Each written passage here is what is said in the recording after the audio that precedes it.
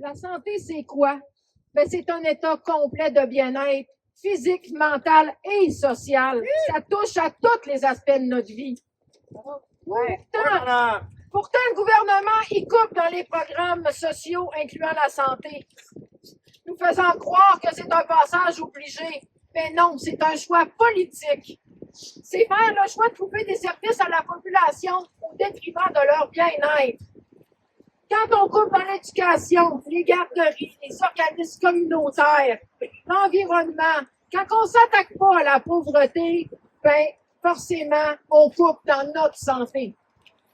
Car tous ces aspects-là de notre vie, ben, c'est des déterminants sociaux de la santé. Quand le filet social s'effrite, c'est aussi la santé de la population qui s'effrite. Alors qu'on est dans un réseau de santé déjà fragilisé, qui est plus capable d'en prendre, faute de financement. On dirait que le gouvernement fait tout en son pouvoir pour mettre la hache dans notre système de santé publique et d'ouvrir grandes les portes au système de santé privé.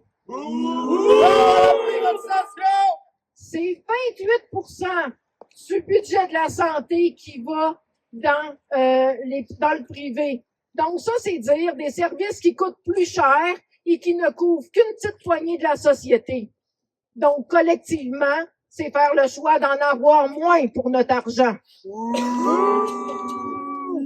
Les compressions budgétaires en santé, c'est mettre de côté les soins, leur qualité, leur sécurité, donc au détriment des patients. On déshumanise les soins, on veut nous faire travailler à la chaîne.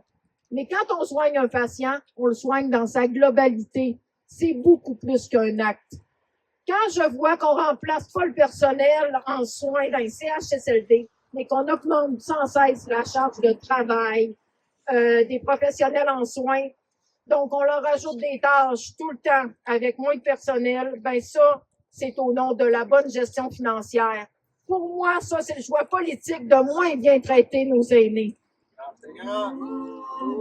C'est les soignantes, les patients et les proches, et leurs proches qui en payent le prix.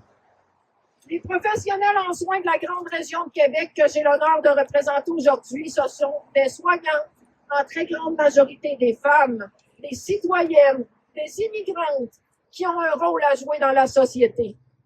Un rôle à jouer pour défendre les droits des patients, le droit des femmes, le droit des plus démunis. Le soin, c'est politique. Et c'est pour ça qu'on est ici aujourd'hui. Pas question de nous taire, on en a des choses à dire. Ensemble, faisons en sorte que le gouvernement fasse le choix politique de la justice et de la solidarité sociale. Merci qui sème la souffrance récolte la résistance.